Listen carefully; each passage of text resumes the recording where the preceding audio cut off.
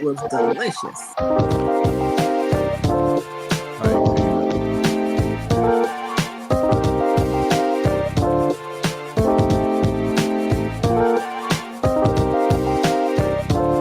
Mic check, 1 2 1 2. Mic check, mic check. I cooked, as I said. Send me a plate. I can send you a picture.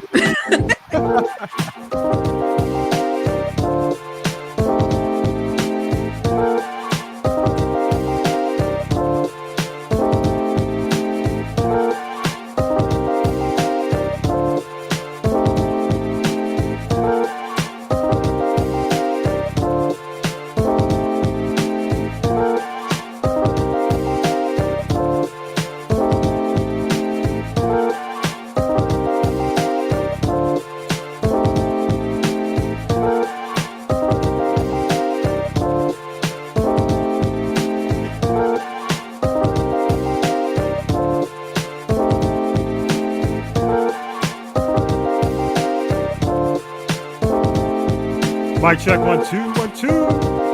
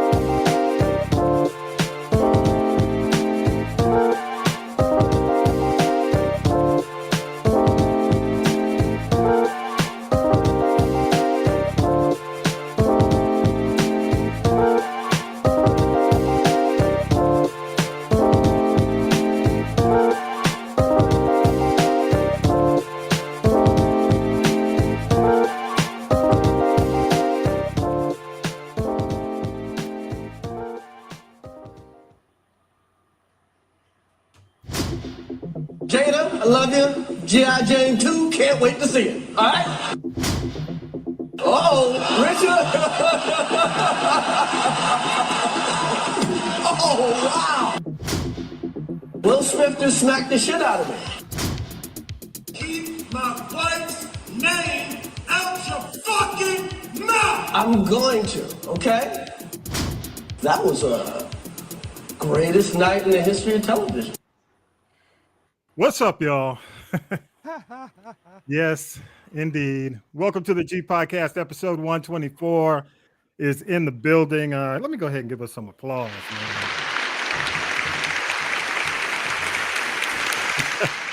For what we got to encounter this week. What's up, y'all? Hope y'all are doing well. But you know what? Let me say this before we get started. I am not a prophet. I am not. I stand before you. I am not. But when we did that show, remember a couple of episodes ago, the Crown Act? And I told y'all, didn't I not, Tanya B, I see the smile on your face. Oh, I know. I rock with you and I agree with you 1000%. You did. Did I not say? But did we ever think it would go this far? I did not. I did not. But you know, did I not say that you really don't know people's hair? If you don't know, then don't show. You know what I'm saying? If you don't know, don't show. Simple as that. And you know, we're going to get into it this episode. And again, episode 124. So many clips to play. But just to kind of recap it, and I'll start the recap, and then we'll do our introductions. But I do want to say this. I mean, it's not like y'all don't know what happened if you're listening to the podcast. You know, because we, you know, unfortunately, you know, we do our weekly show. So, you know, we did our show before the Oscars. And, you know, congrats. I got to say congrats to Will, the other Will Packer, because, you know, he basically pulled the Oscars, you know, out of the ratings abyss, you know, up 56%. So, you know, as we talked about last week, it was either going to be feast or famine for him. And it's amazing that In addition to that, he had, what was it? What did they say?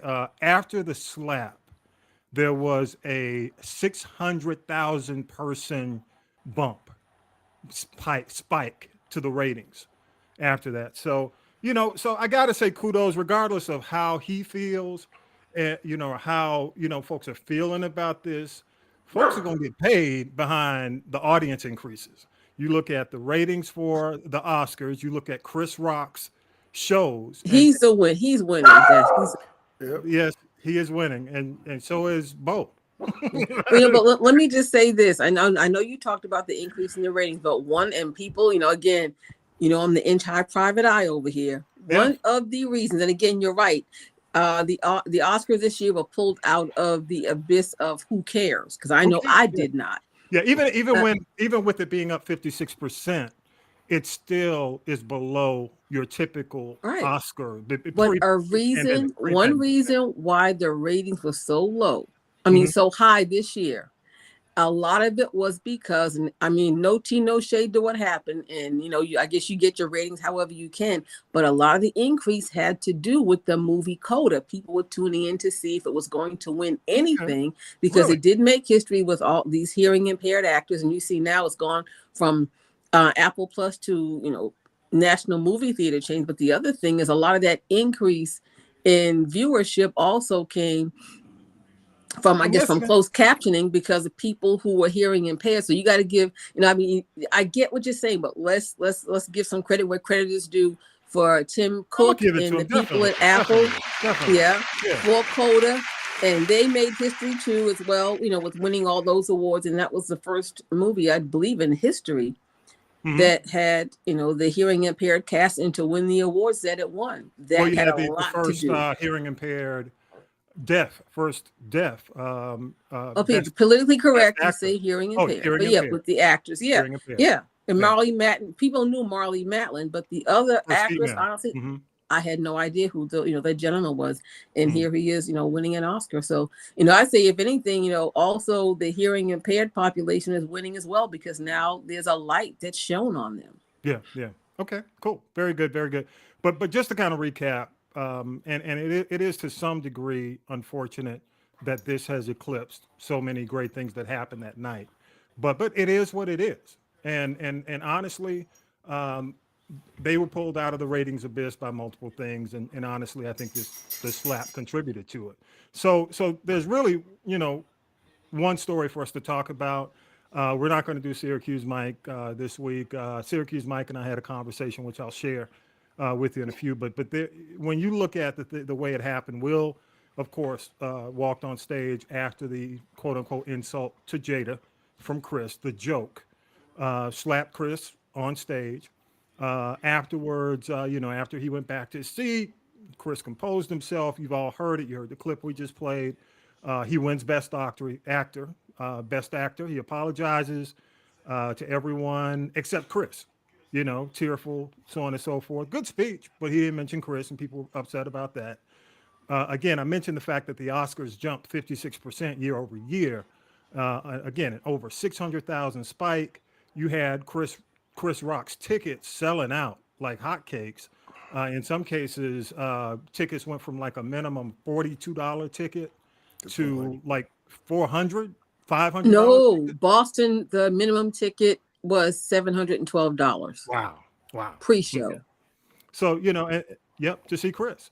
And there's a dispute, this dispute middle of the week about whether or not Will was asked to leave after the slap. And I think, basically, Will Packer cleared the air. They lied, because Chris Chris said, hey, look, I don't want you to do that. When the police approached him, he said no. So Will has now resigned from the Academy. Everyone's awaiting the Academy's final decision, which I think is going to happen, April 18th, within the next They said 3 weeks. So 3 weeks would be more towards I'll just say the end of the month. And I just think that Will Smith resigned before they could, it's like, I quit so you can't fire me. Yeah. And basically, his resignation would mean, based on what I'm seeing, he can keep the Oscar. He keeps the Oscar. he can't, based on this, he can still be nominated. Those two things can occur. There's some things in terms of he can't vote as a member, and I think his attendance overall, I think they have to either invite him for attendance for anything special, but he doesn't have like an automatic attendance to the Oscar events because he's not a member anymore. So everyone is waiting for the final verdict, which, I heard a few weeks. You're saying maybe by the end of the month they were throwing the April 18th, but we'll see. We'll see. I mean, I think, So but honestly, I think, I wish they would just go ahead and do it now that he's resigned. Just go ahead and make a decision and let's move forward. Let's come off this. But then Go you ahead, said Brian. that by him resigning, they can't take the Oscar from him? Right. I mean, the word is, and I think it would be, quite frankly, I think it's extreme if they take, because honestly, you've got folks who haven't had their Oscar taken who've done Worse. much worse. When you look at Roman Polanski and you look at Harvey Weinstein, those guys still have their Oscars. They in jail. And Weinstein is not in Weinstein jail. he's not in jail anymore? I don't think Weinstein's not in jail, is he, Tanya B? He's been trying to get out. He's been doing the R. Kelly trying to get out. I'm sick. I have He in diabetes. jail. I have diverticulitis. I I got thought they COVID. released him Nope. because of COVID, but I guess he's in there. I guess he's still in. But Roman Polanski left the country. He fled the country. And here's the gag about that. After this man fled the country, did what he did, he still got another award after that. Yeah, and then you got Woody Allen, who The pedophile. Oh, please get my But But, breath it out. was never proven by him, though. never proven, but still the allegations and people are still going after him for that. I mean, the Farrell, what's his name? Ronan Farrell. Ronan Yeah, Farrell. but then people are still, applauding him. He's still getting work. He's still making movies. Yeah. Who the hell marries their daughter? I know she was I don't know. adopted, but good God, what kind of Either life? way, Sue Me and either never way, look that's happy. That's nuts. Yes. So again, this is the G Podcast. Each week we do news, politics, pop culture, that piping hot tea from the one and only. You heard her voice, y'all. Tanya B is in the building. What's up, Tanya B? I told y'all I cooked, and I didn't cook. I cooked for the NCAA. Shout out to I was born at Duke. Yes, Duke. Don't didn't go win. through Shout the out menu yet. I'm Okay. gonna do your menu at the end of the show. North I'ma Carolina. give you- Shout out a brother coach, first season coaching. That's Oh, why I wait a wanted minute. them to win, and they came back in true Tar Heel fashion. And we'll find out tomorrow when they take on Kansas. And I'll Let be me- cooking let- tomorrow for that. Let me give an asterisk on the brother. This is the brother who, when they mentioned he's the first black coach, he pointed to his white wife and said, well, I'm not really, you know what I'm saying? So, Oh, that's why he Yes. was sweating and crying last night. You That's just what it burst is. my note. so That's let's what put it is, the Tommy B. asterisk. Let's put the Well, asterisk. Oh no, okay. Mhm. He trying to But get his he black. only He trying to gets get his black one card back. invite to the picnic. He just gets Yeah. one invite to the picnic. He can't bring Becky. I'm like, bruh, just We didn't take like you said, what they're saying and keep it moving. Ain't nobody ask you that anyway. That's what Who I'm saying. cares you married a white wife? We know. But anyway, welcome, Tanya B. And don't forget, y'all, check the Birdwire out Friday and Saturday night, 8 p.m. and 10 p.m., plus Saturday at noon. Tanya B's got some hot tea. We are going to do tea after this, regardless. So tea is coming up. And again, the country commentator is in the building. Y'all give it up. We're up in Columbus, Georgia, for Site, Georgia. Y'all give it up for Vi in the building. What up? Yeah. Vi, is Vi frozen? We need a Bye. benediction right now. Vi, how you doing, man? What's up? I'm doing. Oh, and I was in Thomas neck of the wood yesterday at a wedding. Yeah, he was over here in Tommy Bville. But And Thomas, yes, we're I still was. on lockdown regardless, so you just can't come up in here. That's what I told my friend. She said, "No, I said, no, they still practicing COVID protocol. Ain't nobody come see them." We ain't letting no randoms float up in here. How's Bo, man? I see Bo is in the picture. You got Bo. Bo is here. I'm trying to make sure you behave. Heard a couple of barks. He's doing. He seems to You be right. doing Bo well. So if Bo he is misbehaves, Bo. he'd be he'd be like Bo Biden if he misbehaves. So Bo is Bo. Oh no, he's smoking weed. No, we're not Oh, letting no. no weed. He not going to the strip club getting the stripper pregnant while he's dating his brother's wife, his brother's widow. And we're not getting no edibles neither. Edible Farina. Maybe get edibles for Rena. All right, man. Appreciate you for being on by. And here he is in the building, y'all. Y'all give it up for music director. He is from DAYTONOHIO. Dayton, Ohio's in the building. Y'all give it up for K-Dub. Yes. Thank you. Thank you. The conspiracy investigator. But I ain't I know it, man. I ain't gonna talk about the slap last week. I'm still well, investigating. hey, here's the deal, though. We coming to They you. actors. Yeah. Actors. Everybody in there? Yes. Yeah, I'm telling you, K-Dub is our conspiracy theorist extraordinaire, investigator. he is gonna spit some conspiracies out in just a few minutes. I can't wait. But y'all, let me do something. Here's the thing. There's some things that you've heard, and there's some things that haven't been truly talked about. I'm gonna bring up one thing and a few, and I want you to, really understand why I'm playing it. I'm going to play it in a few, but I want to play. We've already heard the slap. Let me play. Let me see here. I want to play Will Packer, and this is courtesy of ABC. This is from Good Morning America when he was with T.J. Holmes. So I want to go ahead and play this clip because Will was in the building. And again, kudos to Will. Lives here in the ATL, to his family. Job well done. All black production staff just put it down. Did an extraordinary job. Unfortunate that that situation derailed it for just a few minutes, but damn them ratings. I'm sure he's going to get a bonus. So here we go. Let me go ahead and play this. This is Will Packer. He's talking to T.J. Holmes, and they've asked him why Will was not escorted from the building. Here we go. It wasn't like this was somebody they didn't know. It doesn't make anything that he did right, and doesn't excuse that behavior at all, but I think that the people in that room who stood up for somebody who they knew, right? Who was a peer, who was a friend, who was a brother, who has a 3 decades plus long career of being the opposite of what we saw in that moment. I think these people saw the person that they know and were hoping that somehow, some way, this was an aberration. He's going to stand on stage and maybe Chris Rock comes from the back and says, we got you all, I don't think that these were people that were applauding anything at all about that moment. And all these people saw their friend at his absolute worst moment and were hoping that they could encourage him and lift him up and that he would somehow try to make it better. Okay, so part of this clip, he talks about the fact that, well, it's because Will was not escorted out of the building. But the primary reason he said this is the Oscars and the folks in the audience are being heavily criticized for giving Will a standing ovation and for the applause. So any thoughts on that in particular? I'll go to you, Vi. Do you think the folks in the audience were right or wrong for standing up after that?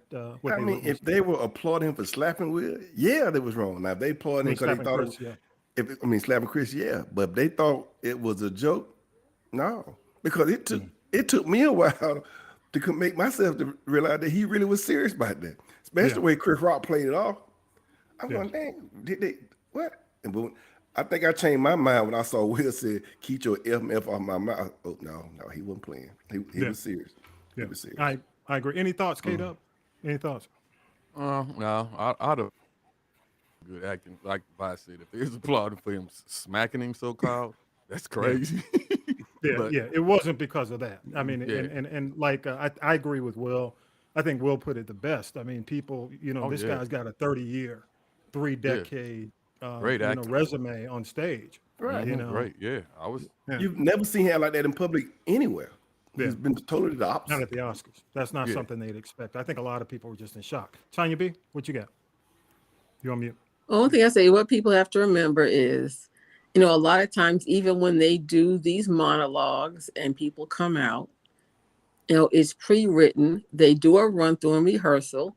And Chris Rock, I give him, another 5 on it for making it appear like that joke was just off the cuff. That was a so-called joke that was written, and it wasn't written by Chris Rock. Mm-hmm. Okay. But we have yet to find, I think I have an idea who it might be, but he has a writing team. One of the people on his writing team, one of his main writers, is his brother Tony, who's had a whole lot to say and need to be quiet too. So we look at let's look at some of the origins of it. But again, there are so many other moving pieces and parts to this whole thing that go back more than like 30 years that the average person does not know about. This just didn't happen. Yeah. And I just think that Will Smith happened to be off his mess. He could go to the party and drink and not be like Solange in the elevator with Jay-Z. And when you put your body in shock, that's the kind of behavior that is exhibited. Yeah. And, I was waiting for Kanye. Hey, I was waiting for Kanye to run out there and try to squash everything. You wait for Kanye? Nah, he was the Kanye this year. Hey, but let me say, in addition to this, Tanya B, I'm going to play a clip, and it's a little disturbing, honestly. It's from 11 years ago, and I'm glad you mentioned writers, Chris, because one of the questions that came up was if Chris had vetted his jokes, and apparently there were a few headlines that said he had not vetted the jokes before he read them. And, in a lot of cases, it's fast, it's furious. People are, you've got folks who might observe the crowd, then they run back, write some stuff and say, here, roll with this. They're having discussions backstage. But let me play this because there's a person, in my opinion, who tarnishes Chris's legacy. Yeah, and can I say one more thing before you do that? Yeah. Keep in mind, when you go to a situation like this, because remember they were dragging Ricky Gervais, who probably said way worse, and they invited him back twice to host. But just keep in mind, it's like, don't go to a comedy show and sit down front and think, the comedian's not going to heckle you. It's almost like when you step in the it's fair game. Yes, it's comedy. And this was, I think, a joke that was taken too personally because, you've seen people look, Robin Harris, may he rest in peace, he capped on Donnie Simpson on Video Soul, in front of millions of people. And Donnie Simpson just was like, he laughed and he took it and he knew it was a joke. And he didn't get up and try to slap anybody. But Donnie Simpson's more mature than Will Smith. Okay, go ahead, Tommy B. Yeah, let me speak to that, okay? This is your wife, okay? You're sitting there with your wife. Jada, and I had a chance to go back and check out Jada on the Chris Rock show when she had done the Million Woman March, checked out the entire interview. But if before that, when Chris covered the Million Woman March, he played Jada's, when Jada went on stage, basically at the march, and did a voiceover dub where she was just screaming out like party sound, like the roof. It was just some craziness. Typical Chris Rock overdub, playing Jada's face like she's giving the speech, but she's yelling party, party, whatever you call it, sounds and telling people to stand up, wave your hands in the air, blah, blah, so it was crazy. And she didn't like that.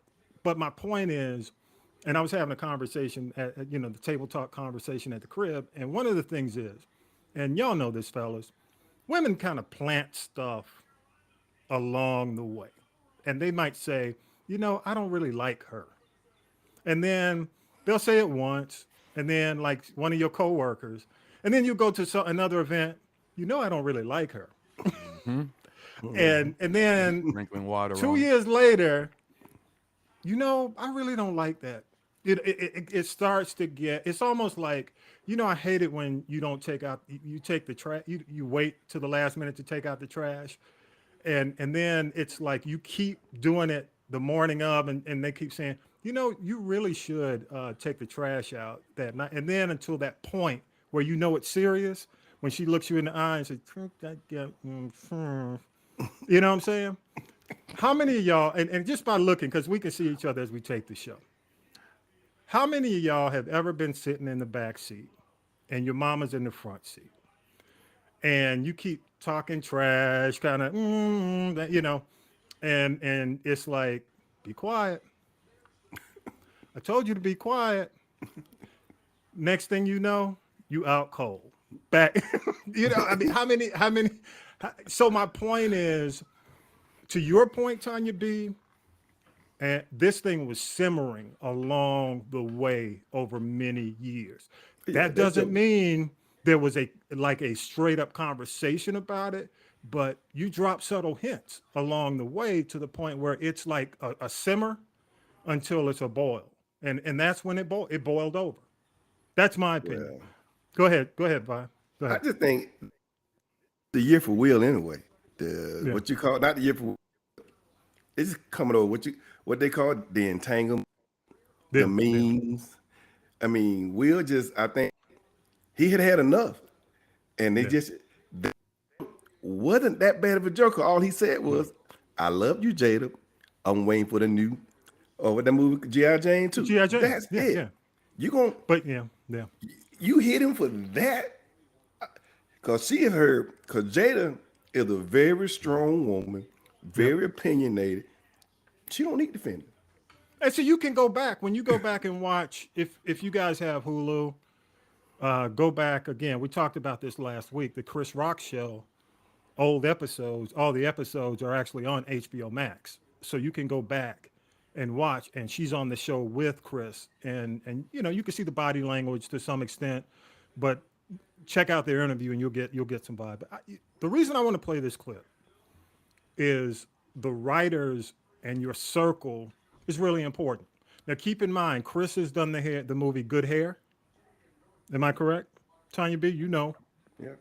Good Hair, target a positive thing for Black women. Would you not? Yeah, say but for Black no, women? just in retrospect, I know he talked comedy. about weaves, wigs, extensions, clippings. I would have to go back and watch it again. I don't think that he touched on alopecia. No. He just didn't, asked but, him yeah, why you wear it. But yeah, again, that was exactly. but why you wear And that was in a lot of cases still speaks to the hair journey, to women's that's true. journey, Yeah, Black and women's I journey. think he Yeah. did it also for his daughters. He said his daughters came home and was like, "How come I don't have hair like Susie?" And I think, and I mean, I've gone through that as well. And especially if let's be real. If you're raised in an environment where everybody doesn't look like you, you look different. Then you wonder why. Just like people who may have, a handicap, a challenge. Think about the kid that got teased because they had a limp. The kid that got teased because they had cross eyes. The kid that got teased, because it was something that was physical, or the kid that had a lisp, or the kid that stuttered. Yeah. Oh yeah. What if Jada stuttered and Chris was doing stuttering jokes? Oh yeah. Yeah. So true. All right. So I'm gonna play this clip, y'all. Please check it out. I've not sent it to you. So, but when you hear it, you'll know where it came from. Okay. Here we go. White people are rich, they're just rich forever and ever. Even their kids are rich. Yeah. But when a black guy gets rich, it's countdown to when he's poor again. He's the blackest white guy I fucking know. And then all the negative things we think about black people, this fucker. You're saying I'm a nigger. Yes, you are the niggerest fucking white man I have ever. Amazing. I don't think he could do that. Oh, What? I don't think he has those There's only qualities. two. you don't even understand. Really? You don't really know him. Like, I've worked with him. No, like your bit No, about. I wouldn't use it anywhere. No, exactly. These two. We use say that nigger on stage. on stage. You guys don't. That's Yeah. an that's the interesting two difference. teams That's here. the difference between. Yeah. That's right. That's right. We can say pair nigger on up in stage. You different guys ways, don't. but that's definitely a pairing. Who We says say- nigger on stage? We don't. Well, you just did. Yeah, That's right. Yeah. You and me say No, nigger no, in no, private. no. These two guys don't. I don't believe he says it in private I've much. given it up just because it's played. I don't believe it's. I don't think you've ever said it probably in your life. No, I don't never. think. No. Yeah, that's it. That's the huge difference between you and me, I think. Well, That's what I've said you it. found the humor of it. Yeah. I haven't found it. Right. Nor do I seek it. I mean, So- Oh my God, find a way. Find a way. Can I squeeze some You know what comedy though, out Jerry? nigger? All of a sudden, having a great nigger bit would be pretty amazing. Yeah, it would it would be amazing. Oh, it'd be I know amazing. because he retired it. Yeah. He retired it. No, he in did. '96. Yeah. I'm done with it. Yeah. Anytime you come even close to cursing, people, ooh, shit. Okay. All right. So What, the commentator white? let me tell you, that's the room you had. This was 10 years ago, maybe 10, 11 years ago. Yeah, Chris Rock. It's a show. It was a special on HBO called, I think it was called Talking Funny, is what it was called. And it's been on the internet. It's been out for a while. But you had Chris Rock. Ricky Gervais was the British accent you heard. Jerry Seinfeld was there, and Louis C.K. And Louis C.K. writes for Chris Rock. as a matter of fact, after this, Louis K. I think when Louis C.K. and Tanya B. I don't know if you ever mentioned it. Well, we haven't been doing the show that long, but Louis C.K. has been a problem for me too, because as you know, he masturbated in front of some women without. Yeah, he had issues too. Where they had to he got chin checked during the Me Too. He's one of the first ones. Yeah. So Louis C.K. has been problematic for a minute. And the reason I play this, and it's been a while, is because any guy, if you're regardless, any comedian, and this was a nationally televised show, you should step in and say, hey, we're not going to have that. Time out. Chris kind of, he gave them the right. As a matter of fact, he started it. Then it was almost like he encouraged it. The only person in the room, if you watch the video, the only person in the room that really looked uncomfortable through all this was Jerry Seinfeld, because Jerry knew one thing. Jerry saw what happened to Michael Richards. So Jerry knew to keep his mouth shut. And Jerry was the one among this conversation who said, basically, I'm not even trying to seek approval by saying, by even seeking funny by saying something like this. So, watching the scenario, it makes me think, and this guy who did the movie Black Hair, or Good Hair, can we really count on him to really think about what he's going to say that could have impact on Black women? No, not really. And I mean, and honestly, I mean, after hearing this, if he wouldn't stand up nationally for somebody who was saying this because they're a friend, what makes you think he was going to stand up for Jada? No, he wasn't. And I think honestly, I think that's one of the reasons why Chris didn't allow Will to be arrested. I think that's why he's not going to push for him to be arrested, because he doesn't want this. He doesn't want this smoke, because he still has a Black audience, and he wants to keep that Black audience. Yeah, if he do that, he lose all of them. Oh, but the other thing is, I panned some of the crowd, and I think I sent you the quote from a friend of mine who was at that show in Boston where the guy started yelling F Will Smith and they put him out.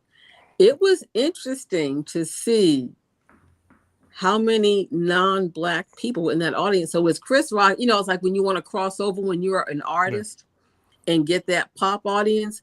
I think Chris Rock now sees he has the pop audience. He does not want to alienate them either. And I wonder if that's the reason why he claims he stopped with the N-word.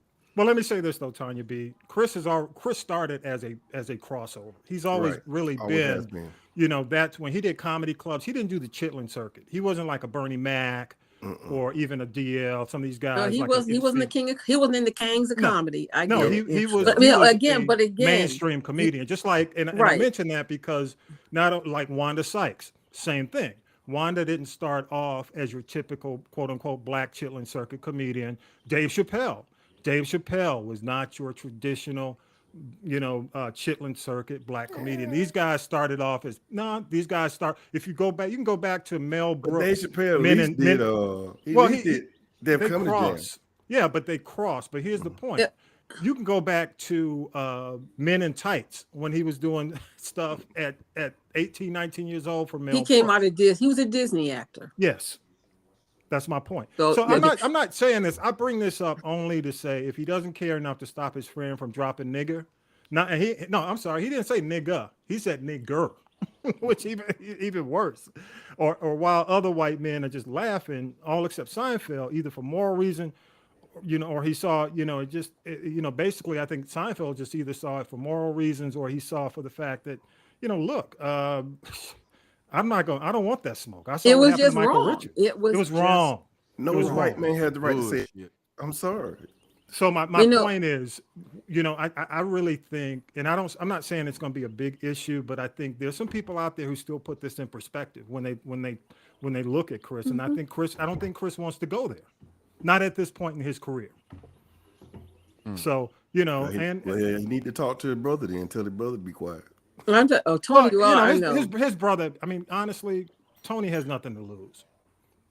Tony ain't got much to lose. Oh, Tony said you won't see me on TV anymore. But even if you never see Tony Rock on TV anymore, he can still do comedy clubs, and he's still getting that bag from his brother because he's one of Chris's main writers. Yeah. So he won't lose anymore. Maybe he thinks he's going to get more by saying this.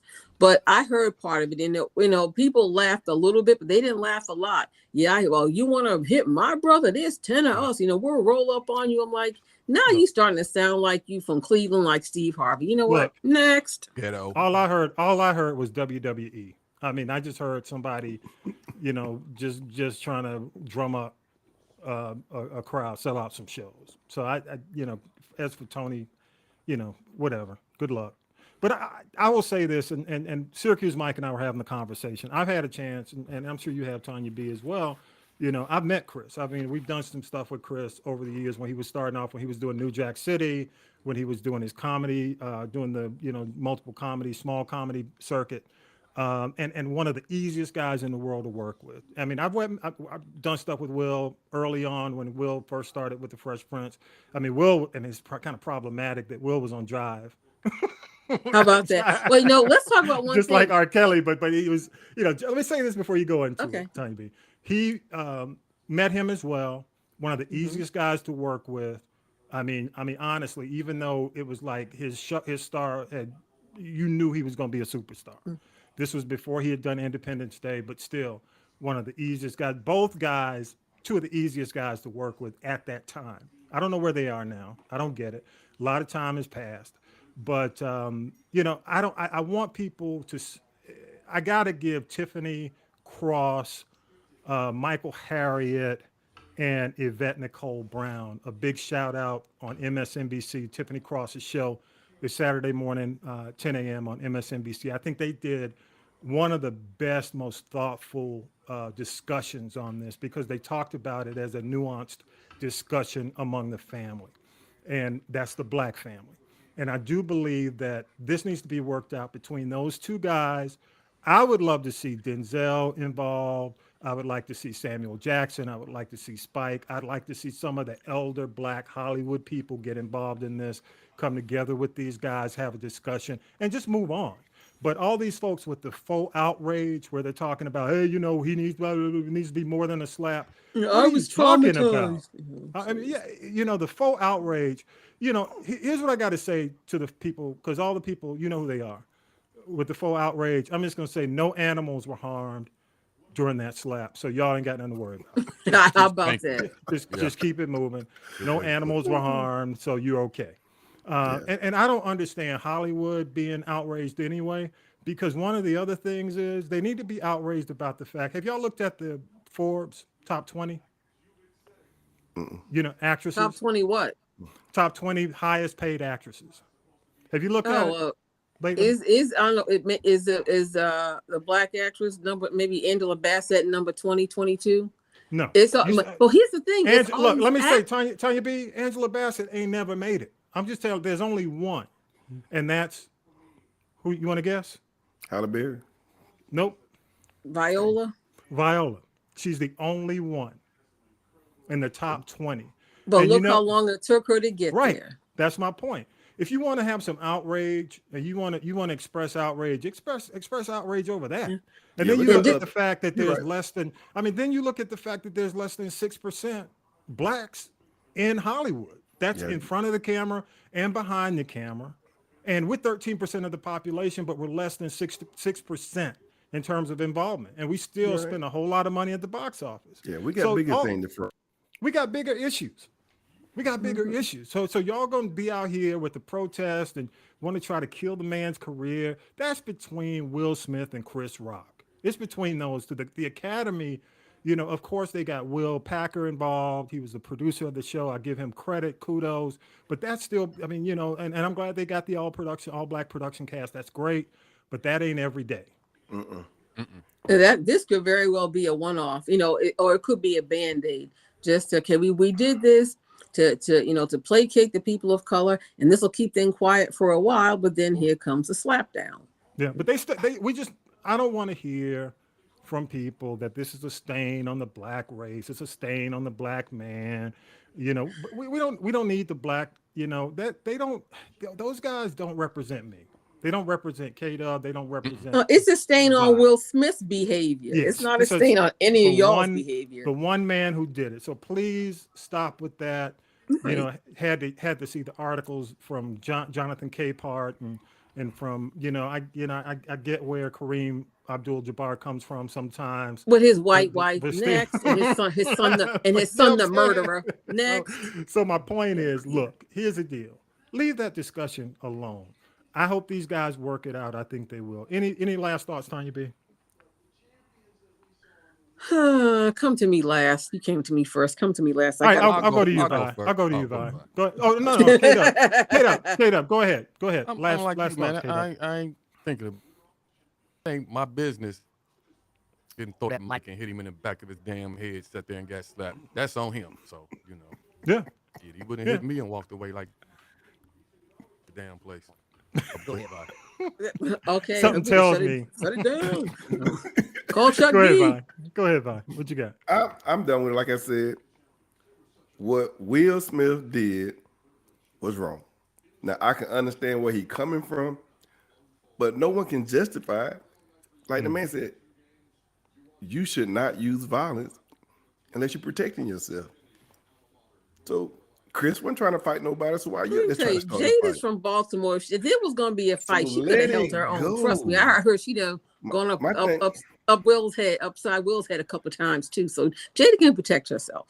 Yeah, My thing is, if Chris letting it go, we need to let it go. Thank you. I agree. Chris has let it go. Chris has said Chris no said charges. Let it go. Even, No charges. Like even at the comments, she told the folks, "We're not going to do this. Yeah, I agree. We're not I going to agree. do this." Because All right, y'all.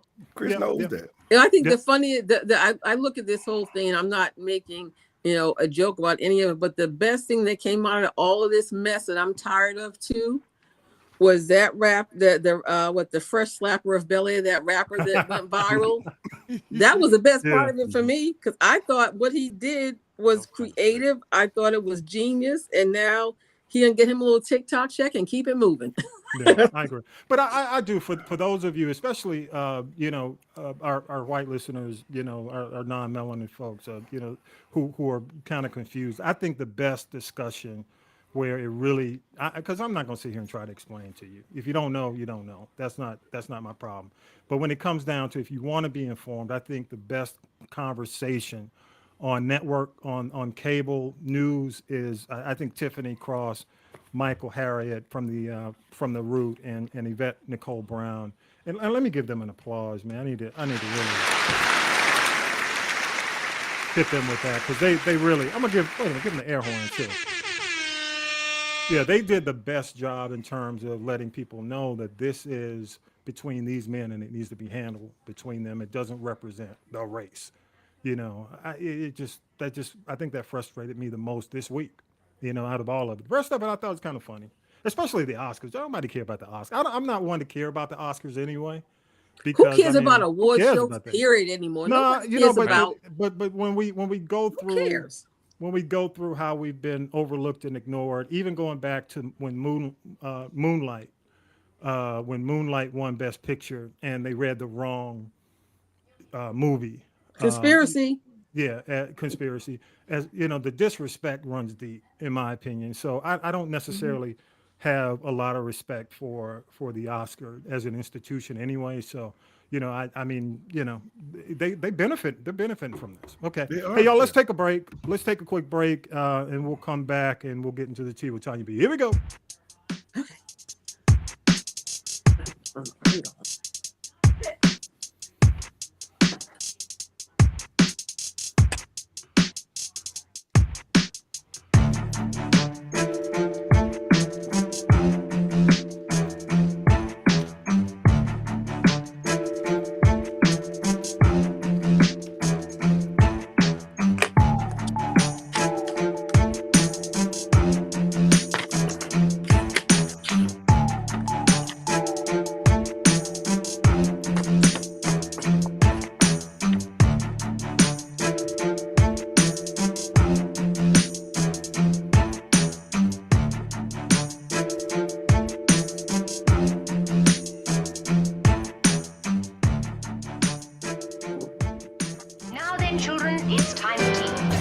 It's tea time, y'all. Sipping the tea with Tanya B.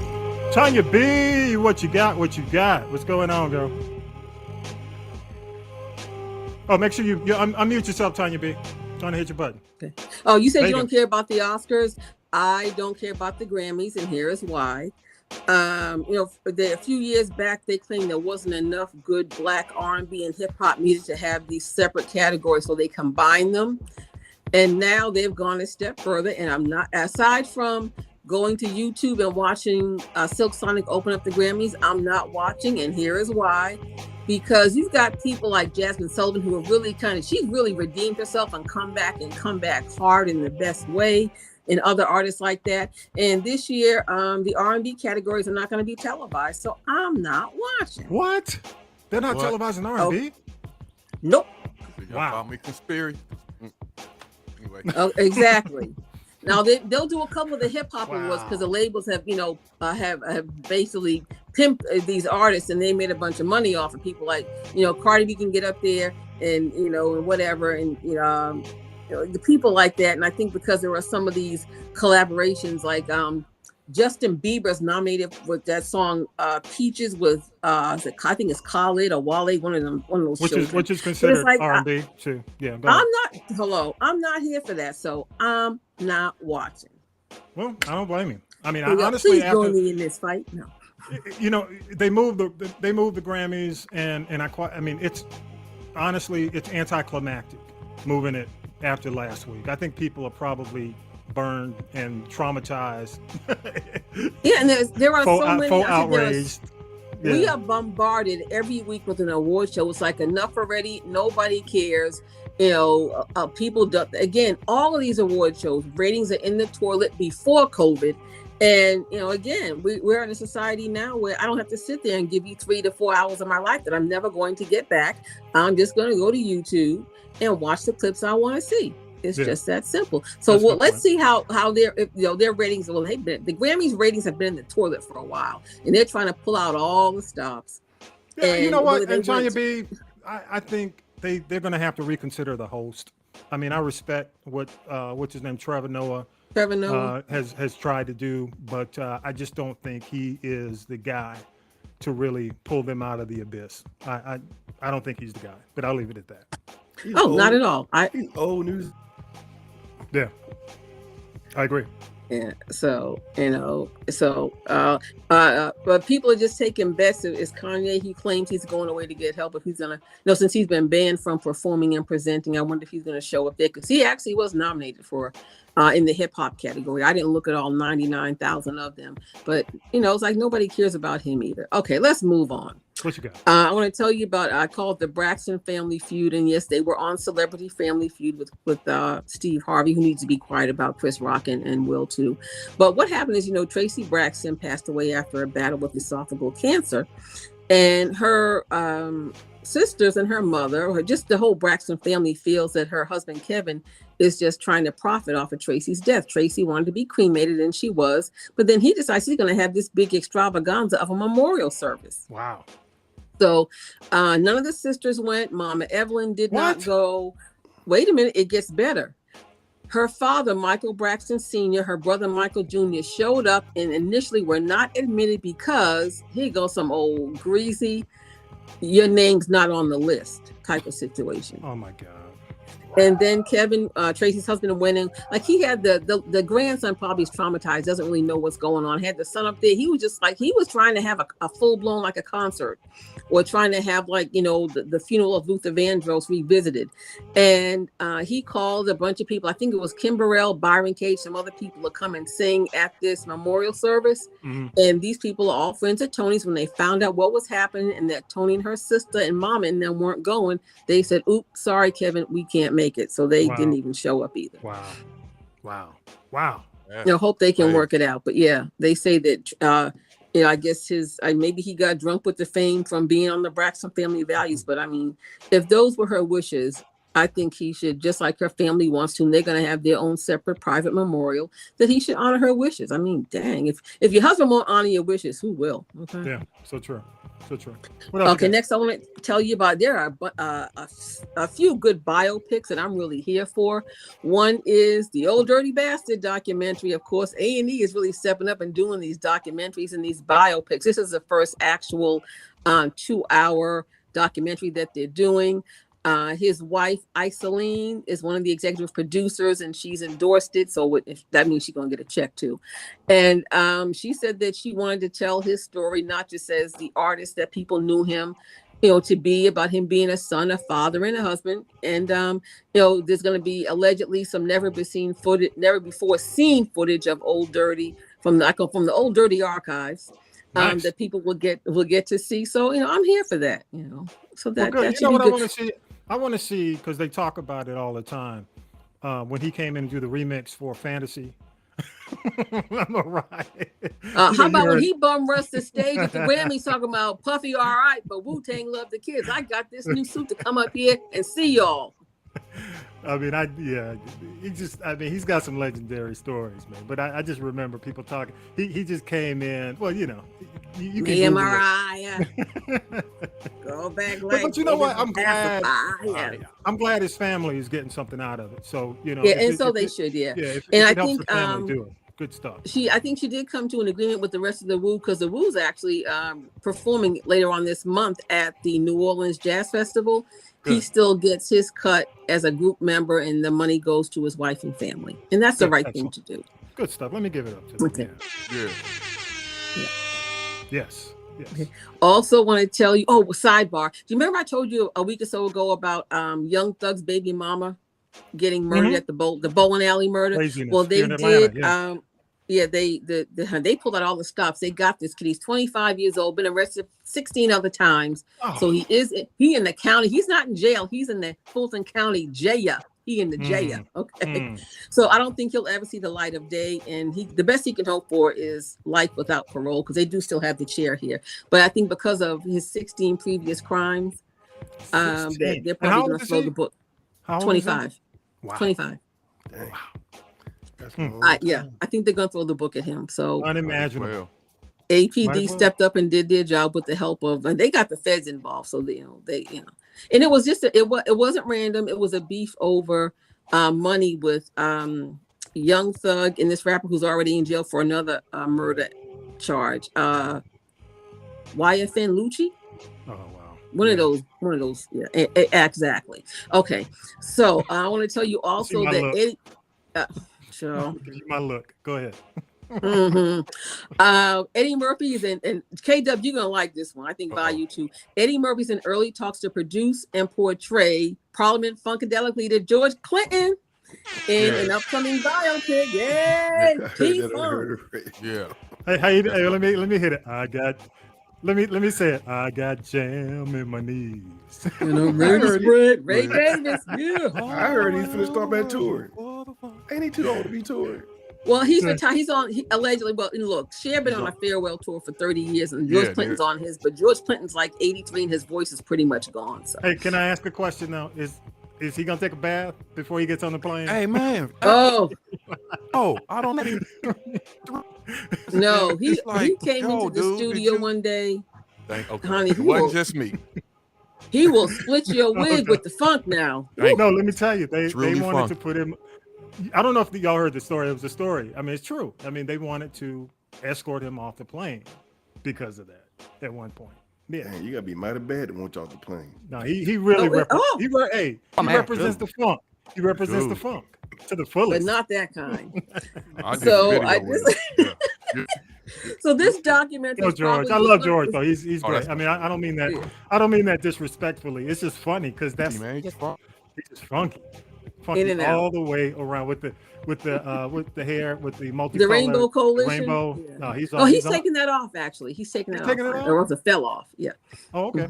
Dollar General. He just got a star in the Hollywood Walk of Fame too, which he definitely deserves, much more than Ashanti and Tessa Thompson. But anyway, this documentary is going to be on Amazon because that's where Eddie's got his deal. And it's going to go back to the 1940s when Clinton was in North Carolina. And then I'm sure K-Dub, I know you know this, he went up to Newark and he was actually a hairdresser. And people, forget the Parliaments, and I think it was 68. I Just Want to Testify, which is a R&B classic. So, yes. So I mean, if you think about it, think about the influence he's had on the hip hop generation, and there will be a lot less hits for people like Tupac, Dr. Dre, Snoop, Ice Cube, and Outkast had it not been for George Clinton's music. Are they going to tell the story about when they saw the UFO? I want to know who's. But wait, K-Dub, just off rip, who do you think would play Bootsy? Oh, stop. They should call who do me. you think could play Bootsy? Huh? They should. They should call. They should. Eddie, if you're listening, anybody who know Eddie Murphy, call K-Dub.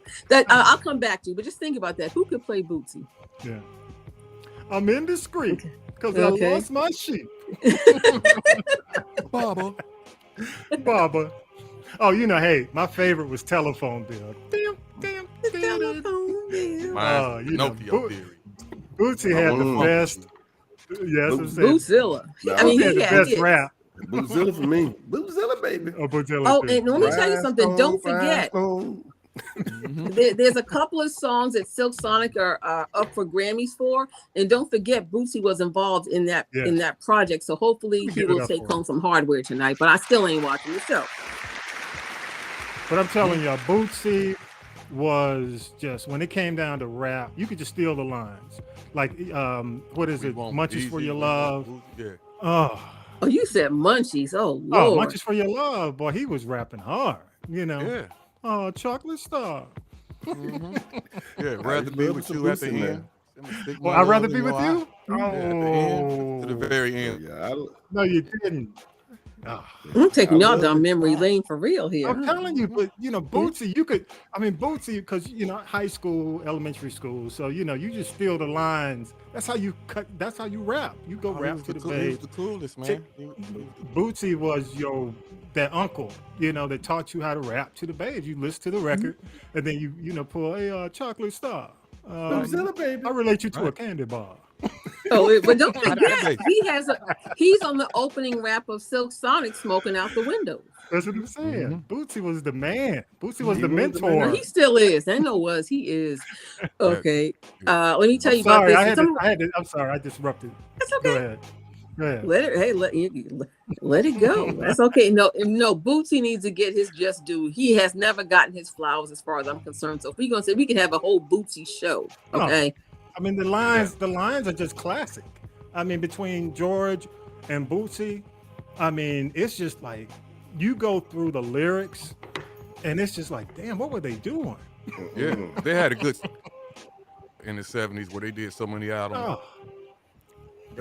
Back to back. Rides, Parlet, Bernie Worrell. Yeah, all that. Yeah. A lot they put in work.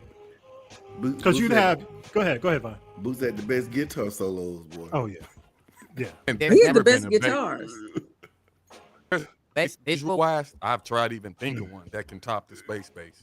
No, Space. I've tried. Still the best. I'm telling y'all, listen. Yeah, go ahead. No, I was gonna say my first song I learned how to play on bass was Stretching Out.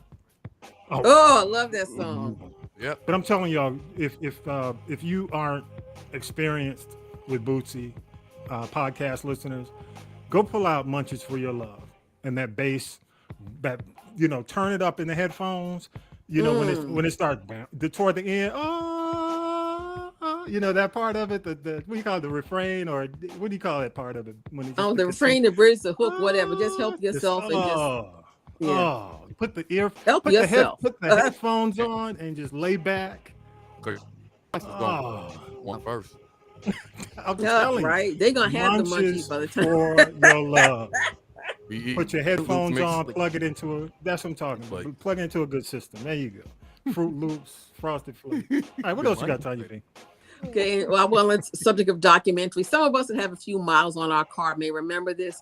I don't really remember the 1968 Olympics, but we've all seen the picture of the black athletes that won. They use that podium when they raise the clenched fist for Black Power. Yes. Okay. Well, those men's names are John Carlos and also Tommy Smith. And there is a documentary. It's called 68 about the drama that took place during the 1968 Olympics in Mexico City. And you think about it, back then, they raised their fists and bowed their heads in protest to something we're still dealing with today. That's racial inequality in America. So just so you know, Tommy Carlos went on to play in the Canadian Football League. And then I think he still is track and field coach in Palm Springs, California. Tommy Smith played for the Cincinnati Bengals. And what's cool about this documentary is that they actually, again, got the families involved. John Carlos's nephews are involved, and Tommy Smith's wife is involved as co-producers of the film. There's no release just as of this date, but I'll keep you posted. I think that all young people that need to get educated and help themselves should definitely make sure they watch this documentary, make sure they watch the Eddie Murphy documentary, and any others that come on. I think that is just a really cool thing. Definitely. Even the ODB documentary. Let me give it up for you. Yes, without a Do doubt. that. Oh, chocolate star. That's who you are. And lastly, I know fresh off of Samuel L. Jackson's Oscar. And I get it, but why did they give him an honorary Oscar and his portion of the program was not televised? I thought that was real greasy again. The Academy. Also not televised. They gave him the governor's award. Nope, they need to chin check themselves. They showed a picture of him during his acceptance speech. Yeah. Because that was Denzel gave it to him, which was great. Yeah, but that's okay. Yeah. Because here's the gag. Now, Samuel L. Jackson is going back to Broadway this fall with his wife, LaTanya, and they're going to do the piano lesson, the August Wilson play. And in the play is Denzel and Pauletta's son, John David. So that'll be a sellout for sure. Yeah. Good stuff. Good stuff. On Broadway. And he's also, if you notice during the, I call them the Schmademy Awards because I care about a schmittering. When John Travolta, Uma Thurman, and Samuel L. came out to do their little Pulp Fiction reunion, well, Samuel L. Jackson is going back to the big screen with Uma Thurman again. The movie's called The Kill Room, and it's a dark comedy that talks like they're art dealers and they're pitted against the underworld. So, this year, Samuel L. Jackson is winning. I think he definitely he deserved the Oscar, and I think he should have been part of the broadcast, even if they only showed part of his speech, but they didn't show any of honorary Oscar. Let me say this, and since you're on Samuel Jackson, and I've been mentioning this every week, but next week, this was the 5th episode of Apple's Ptolemy Gray, The Last Days of Ptolemy Gray, which is with Samuel Jackson. Again, I think it's his best role ever. I think this will go down, and I hope that he's acknowledged, because I think this has to be acknowledged with the Emmys, because it's a series, but it is without a doubt one of the best things out. The final episode, which it's only going to be one season, it's a limited series. So the final episode is, as we tape the podcast, this is the weekend of the 2nd and 3rd, the 9th and the 10th. So those will be, but it'll always be up on Apple Plus TV. Just 6 episodes, but it is, I'm telling you, I gotta give it up to Walter Mosley. I think Apple. I think Hollywood is afraid. Tim Cook ain't playing. And I think Hollywood. No, and they're gonna have to recognize him, and they should recognize Samuel L. Jackson. And don't be surprised if this. I always mess up. Is it Ptolemy? Is that how the name of the show? Ptolemy Gray. Don't be surprised if it does end up coming back. Yeah, and I think it's limited because I can't tell you why it's limited. No spoiler alert. It's part of the plot line. But I will say to you guys that I think one of the things that this whole slap did was it helped Hollywood avoid the conversation of streaming services. And, Apple, if you don't know, Apple became the first streamer to win Best Picture. And I think for Coda. For Coda. So I think Hollywood is nervous because, when you've got, Amazon just bought MGM. Basically, you've got all these streaming services. Yeah, Amazon owns the big studios are not, they don't monopolize the movies anymore. No, they don't. And I think part of this whole situation with Will and Chris has overshadowed that conversation, because I think if the Will and Chris thing had not happened, that would have been a big conversation with Coda winning Best Picture. I think that would have been a huge conversation, because you don't need the distribution and the way it used to be. The distribution now, and you can make more money. Yeah. Not having it in theaters, because again, like Coming to America didn't do well in theaters, but it was a big hit on streaming services. And I'll tell you this, if Talon Gray doesn't come back, write this down, expect Samuel L. Jackson to get some kind of deal to do something content-wise with Tim Cook and Apple. Well, I think so. I mean, and you and I talked about this too, that, really and truly, and I sent this to the team when, to the crew, when this whole Will thing went down. I told him, I mean, I'm like, look, Will, just give it back. I said, give my whole thing was go to Philly. What's the name of the you look shaking your head. Don't be shaking your head yet, Tanya B. Go to the stadium, the Philadelphia Stadium, rent that sucker out, give away free tickets, and just thank your audience, your crowd, and blah, blah, blah. Well, see, Philly people go hard. He could do that, but Philly people go so hard, they know that. And they go so hard because you see, and Netflix and Sony are allegedly pushing back from working with Will. Yeah. But I'll tell you one thing that's not going to happen. Yeah. If iHeart thinks that they're going to stop playing his music, especially in Philadelphia, stupid. there will be a full-scale riot. Stupid. Because here's the thing. This guy didn't. A lot of folks morally are coming down on him, and that's again, that's a whole nother podcast. I think we've covered it enough in this show, but I will say that he's still going to have a legion of fans that continue to follow him with his body of work, period. You can do whatever you want, but Will's at a point in his career where honestly, I think he's peaked in terms of bringing new people to the party. He's done his thing. And this is going to sound crazy to y'all, but this might be one of the things. Will's always been trying to shake that Fresh Prince of Bel-Air image, you know what I mean? So he could do serious stuff. I mean, this might be that opportunity for him to do more serious stuff. It's gone, man. Yeah, that's what I'm saying. So I think people will look at him not as this little jokey, doing the Carlton dance with rapper, and look at him now. Maybe people will look at him now, and it's almost like when you want to shake, where you want to shake a phase in your career. He shook the table. So I would give and you know what else? And just keep it moving. You know what I think? And talk to Tim Cook. Yeah. So we've been bombarded. Yeah, we've been bombarded with this whole thing. Yeah. But and I've been I'm on the looking at a lot of different outlets every day.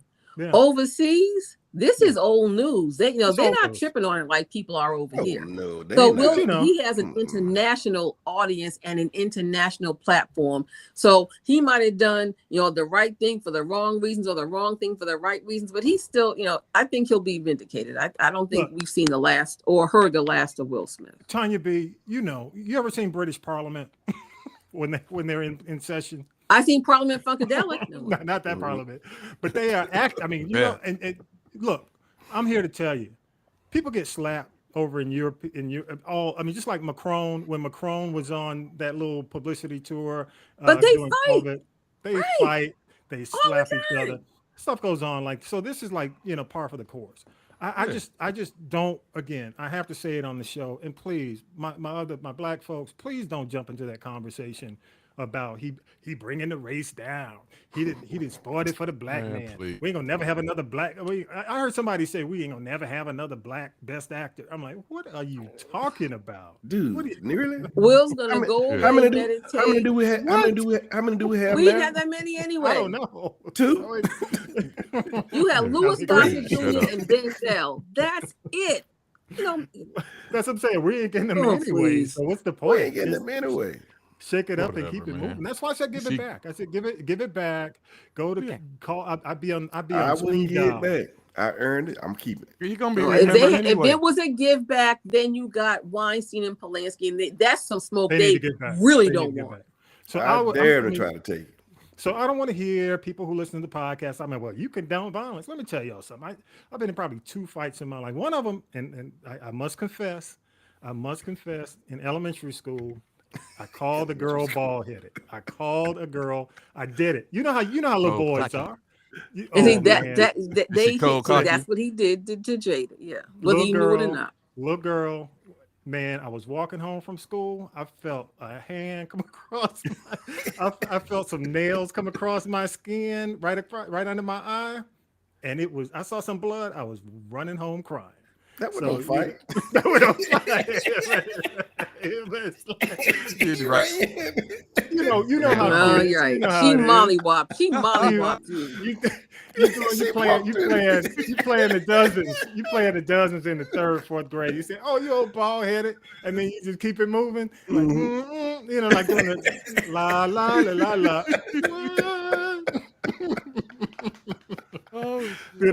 But you know, Vi, I was okay. I was okay until I reached and touched my face, and I said, "Blood."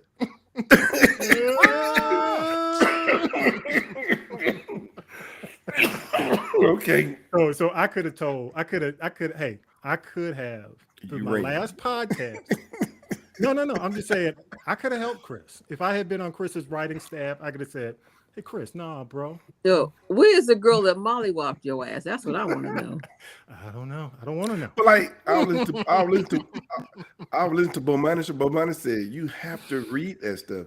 Because I had comedians that bring a joke. He said, "Wait a minute, why am I bringing the smoke on this guy? This guy ain't done nothing to me." Yeah, that's what I'm saying. He said, and I know this guy.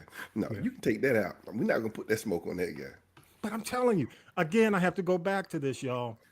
When you're in a marriage, for as long as they've been in a marriage, women plant seeds about stuff that they. I'm telling you, stuff they don't like. I understand what you're saying, but I don't even think. And I'm not saying that's a bad thing. I wouldn't have took that joke out. I'm going, that's not a bad joke. I didn't call her no names or anything. I just said, I love you. I want to see the next G.I. Jane. I mean, but she looked at him. She looked at him like that's what I'm saying. Oh yeah, she rolled her eyes and she laughed. Everybody was laughing, and she said, "That ain't funny to me, Will." She has emasculated him for years. And this was it. If you love me, and again, you don't know what their conversation was on the way to the award. You don't know. You don't know. I'm telling you. If nothing else, look. She must got some. Hey, she must got some on Will for him to keep taking all this. Well, let me say this. I'm gonna say this. I think, and this is something when they started the Red Table Talk series, and that's the kind of show that is, where it's very transparent. She would be quiet. But no, I'm just saying, Tanya B, that's the type of show it is. It's almost like, and I'm gonna give it a comparison that I really don't like this comparison, but it is what it is. It's just like the Kardashians. If you're in a relationship with Kim Kardashian, your stuff is gonna be out there on that show all the time, and that's why. But they're pimping other people for money. But that's why their relationships don't make. Well, let me just say this: she emasculated him before, during, and after the entanglement. Okay. But let me remind y'all of one thing. Listen to me now. Believe me later. Go back and get the show. Go back about 6 months ago, and I'm gonna remind you again. Allegedly. I talked about how. Wait a minute. The views and opinions expressed. Go ahead. I talked about the entanglement with August Alsina. Now, again, Jada spilled a little too much of their own personal tea, and I get wanting to be transparent. I get that. But again, just like when Gayle King asked him how their marriage was, he said everything is fine. And it is fine if you have an open marriage and she do this and he does that. Lest we not forget about that woman over in the UK. And I got the receipt. Walking down the street hand in hand, the woman looks like his first wife, Cherie, and she wasn't Jada Pinkett Smith. So he got his thing, but at least he kept his stuff over across the pond in the UK. Jada put it. Hey, I'm gonna say this and put this on, and basically this will be my last word on it. Me too. But I do have to say, again, this goes back to the clip I played with Gervais, Seinfeld, and Louis C.K. If he's got people like Louis C.K. in his writing staff, or if he's got people behind the scenes who are working for him that are an example of what you heard in that clip, then the sensitivity like you said, Vi, going through the jokes and saying, nah, that doesn't work, it ain't going to happen.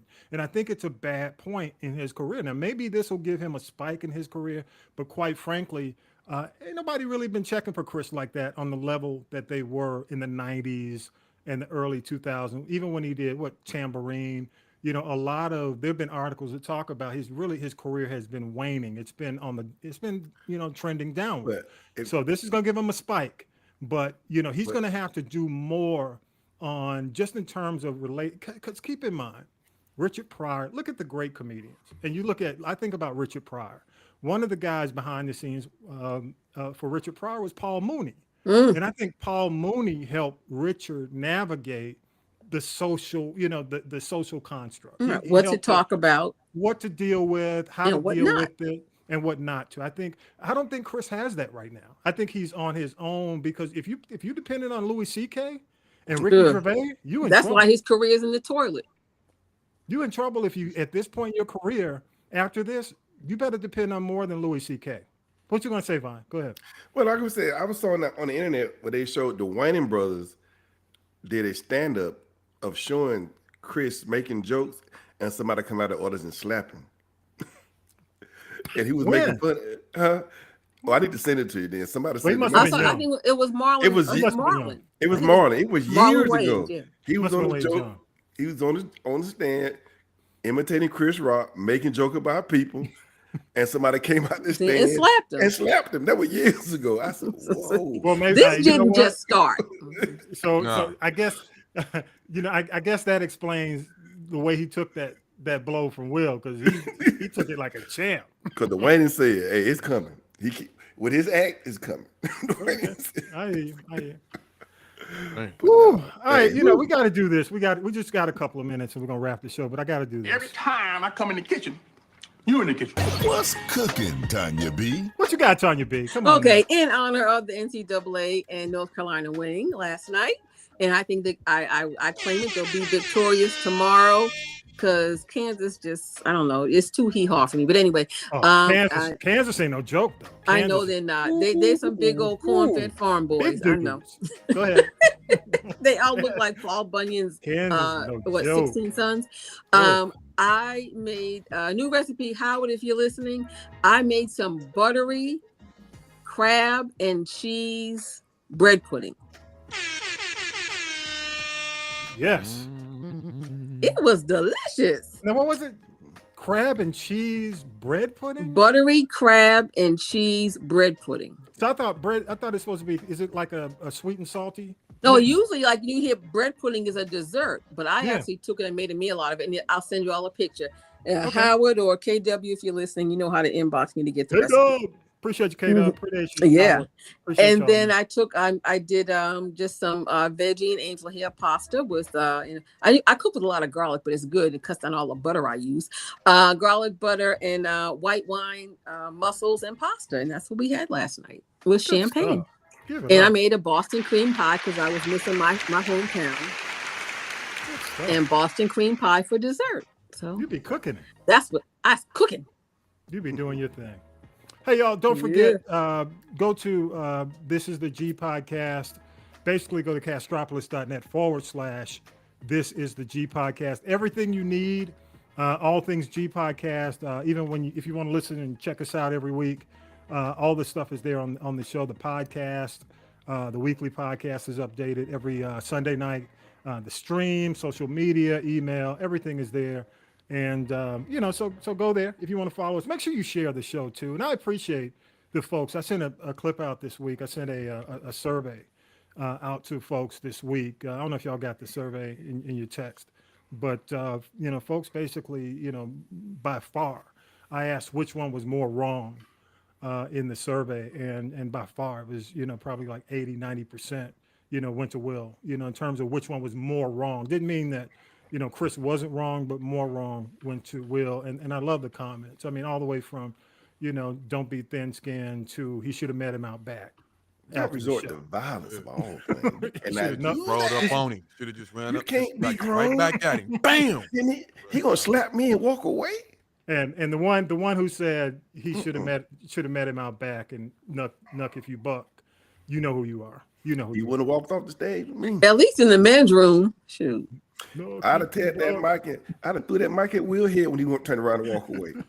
At least cussed him out or something. Come on, guys. Violence doesn't. Hey, I was told you don't have to start it, but you better finish it. Don't come home. Get out, boy. You hit him Back in out the there head. and fight. But get out. Get out. And don't call the girls bald head. Son. I learned the hard way. All right, y'all. Last thoughts, last comments. Okay, Tanya B, you gave your menu. What you got? Last comments. And I want to remind people again, mask mandates have been relaxed. COVID is spiking. And I just want to say, dumb donkey stupid, that new law in Georgia where you can carry a gun, without like in Texas. But the thing is, it's not so much these legal guns you got to worry about. You got to worry about the illegal guns. That's what's killing a lot of these people. Like these kids, that 13-year-old kid making guns with a 3D printer in his room and shot his sister. That's the problem, is the illegal guns. That's all I got to say. That's where you need to direct your outrage, folks. Direct your outrage there. There you go. Right. K-Dub, what you got? Final thoughts. K-Dub. You go to a comedy show and you sit in the front, expect to get cracked on and do not get mad. That's just how it goes. Next. That's what I'm saying. You do not sit in the back. Yeah. Sit in the back. Sit in the back. Watch The Nutty Professor. You'll see. That's what I'm talking about. All right, Vi. Hey, you know what time it is, Vi. Are you ready, Vi? I'm ready. All right, let's do our benediction. Let me give you a little bit of inspiration. Here you go. Come on, man. I see you got Bo there with you too. Go ahead. Most of us complain about our problems instead of praying. Some problems can be solved by careful thought or by rearranging our priorities. Some can be resolved by discussion and good counsel, but some problems can be solved only by prayer. We should make a determined effort to pray when we feel like complaining, because complaining only raises our level of stress. Prayer quiets our thoughts and emotion and prepares us to listen. Exodus chapter 17, verse 2. So once more the people complained against Moses. Give us water to drink, they demand. Quiet, Moses replied. Why are you complaining against me? And why are you testing the Lord? In other words, whatever problem you got, give it to God. He can handle it. There ain't nothing he can't handle. So stop worrying, stop stressing. Just pray. Amen. Amen. Amen. Amen, Vi. Amen, brother. And violence is never an answer to a solution. Hallelujah.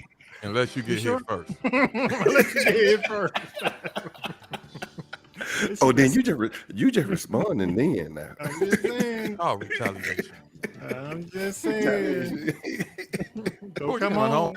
See blood, just take off running to the home. That's what I'm saying. Self-defense. Look, hey, when you see blood, you got to flee. That's only for the young one. When a grown man see blood, oh Lord have mercy. Yeah, it's over. It's over. You better run if I'm still standing. From fourth grade, fourth grade. You think it ain't gonna stop? All right, y'all. I appreciate you. And again, Tanya B, thank you so much. Definitely, y'all make sure you check out the Bird Wire.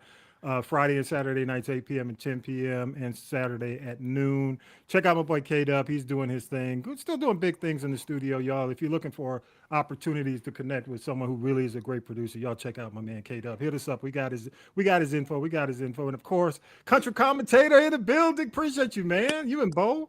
I got to shout out Bo over there as well. Thank you so much. And with that, y'all, episode 124. And I got to say one more thing. Please, y'all, stop jumping into these conversations where Chris Rock and Will Smith are the race. That is not the case. It's not a race issue. It's not a race issue. Hallelujah. There's some things behind the scenes, but in terms of these between these two men, y'all, don't make it about you. It's about the race. It ain't about you. Don't be Uncle Ruckus on the show. Don't Can't jump be on about the race. train. Two black men. Let them handle their business. Don't be following Uncle Ruckus. out Don't there. start, Come no, on. won't be none. That's what I'm saying. All right, y'all. With that, episode 124 is in the can, and we are out of here. Peace. Peace. Yay! All right. Don't hang up till you upload, everybody. Bye. Hallelujah.